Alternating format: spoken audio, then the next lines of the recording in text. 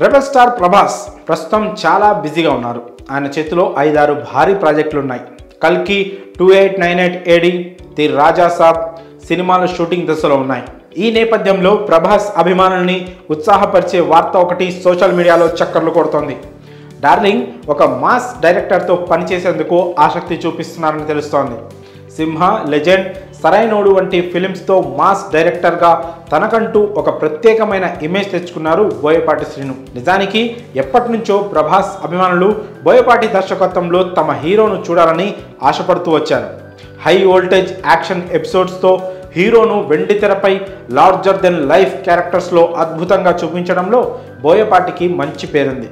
అందుకే ఆయన చివరి సినిమా స్కంద బాక్సాఫీస్ వద్ద ఫెయిల్ అయినా ఇప్పటికీ స్టార్ హీరోల ఫ్యాన్స్ ఆయనతో సినిమా కావాలని కోరుకుంటున్నారు. ఇటీవల బోయపాటి శ్రీను గీత ఆర్ట్స్లో ఓ సినిమా చేస్తున్నట్లు ప్రకటించారు.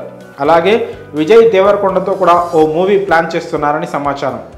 నటసింహం నందమూరి బాలకృష్ణతో అఖండ 2 కూడా చేయనున్నారు.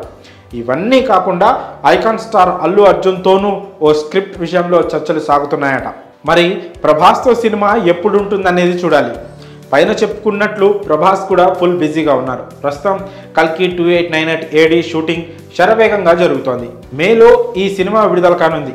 మారుతితో ది రాజా సాబ్ కూడా ఇప్పటికే షూటింగ్ జరుపుకుంటోంది. ఇది వచ్చే సంక్రాంతికి రిలీజ్ అయ్యే అవకాశం ఉంది.